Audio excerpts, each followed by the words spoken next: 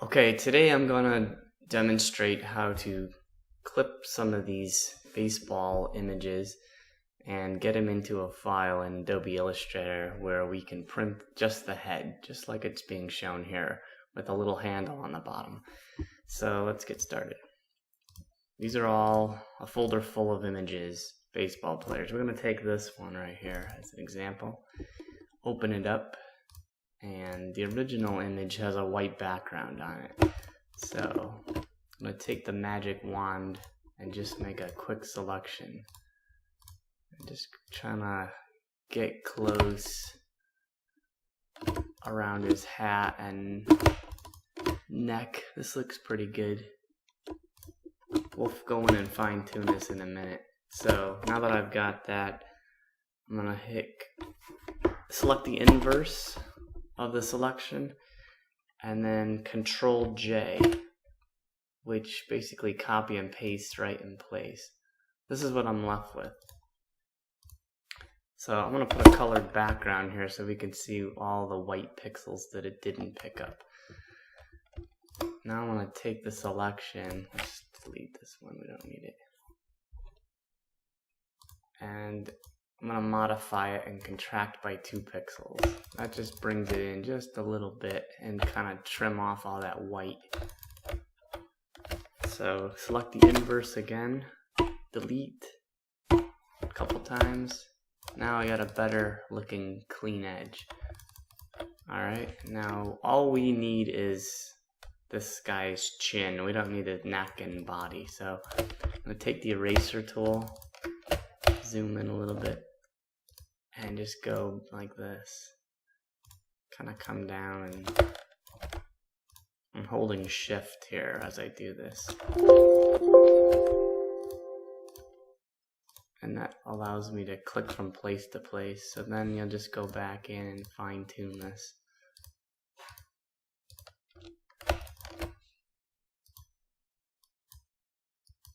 Alright. Doesn't have to be perfect, just needs to look like nice and smooth, no bumps. Alright, and then when we're done with that, we're going to take the lasso tool, and now I'm holding Alt key as I click, click, click, just go all the way around this image.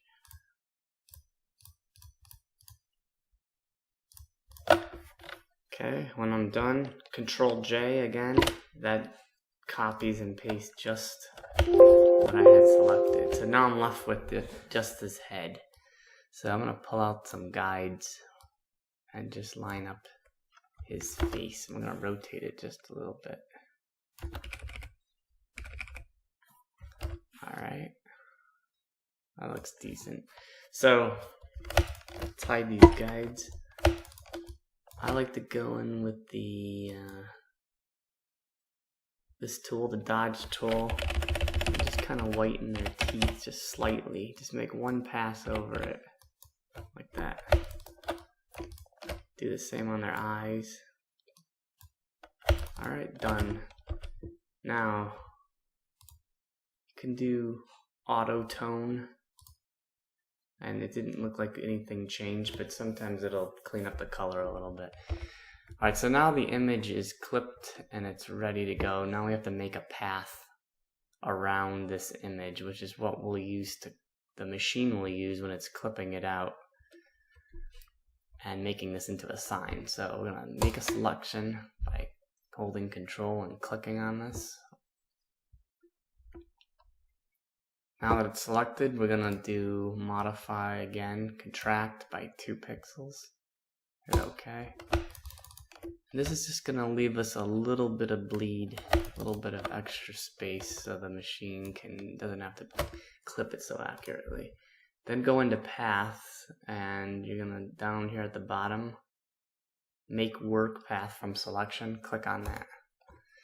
And that's going to make a rough path around what we already have selected. You can see it's not perfect, but it'll do the job. So double click this, change it to path, from work path to path. Then go to image, trim. That'll just clip out everything we don't need. Now you can delete these other layers. Oops. Don't delete the path. Delete that. So now what we're left with is a path and the image that's clipped. So we're gonna size this now. All of these signs end up being 15 inches wide by 18 inches tall. And if you go back to refresh your memory, it's got this little handle that holds up these heads. So each person has a different shaped head, so make the width 15, and if this is higher than 18, the height, then you need to adjust this portion. This is under 18, so we're okay, so hit OK. Just gonna size it up. I've been printing these at 300 dots per inch, however, I think for the future, since we're already starting off with a high resolution image, we could probably just change this to maybe 150 and save file size, and I think it'll still print sharp and clear enough. So let's change that to 150. Now let's save this. Let's call this sample.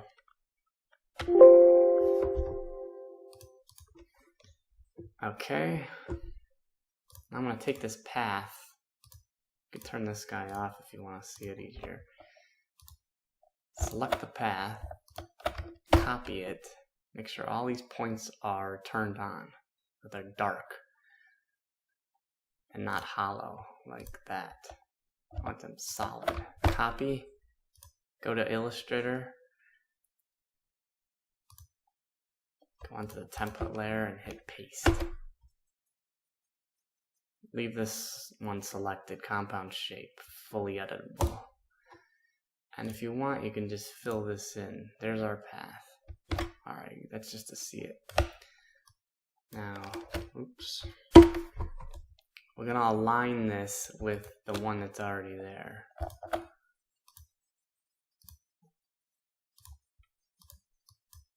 And I'm gonna copy the color and line weight of the existing path. So now that we've got this in here, we're gonna just make sure it fits on within our boundaries. Okay. Now this is an older one I've already done. So we can delete this guy, delete his path.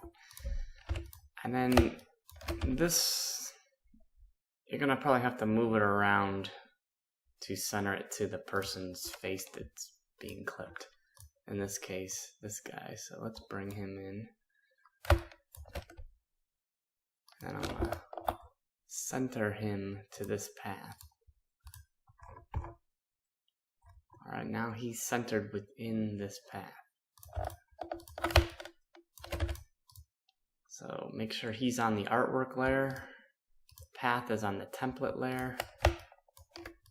Now let's just take this and manually place it sort of centered underneath his chin, where it should be, like that.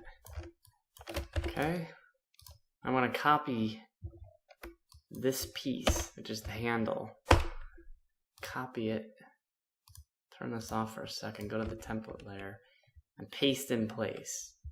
Control F. Take the eyedropper tool and select this. Now you've got the path of the handle and the path of the head that we clipped out, and we're going to merge these two into one path. So select them both, go to Pathfinder, and click this, Unite. Now it's one continuous path, and that's what the plotter tool is going to use to clip this. Now we turn this image on, and this plus the handle is what's going to get cut out. So we're done. We'll just save this as sample, whatever you're going to call it. And that is it. We're finished. We've taken this image, clipped it, created a path, brought it into Illustrator, aligned the path with the image, centered it over the handle, united the path into one, and it's done. We've got 2 layers, and this is ready to go to print.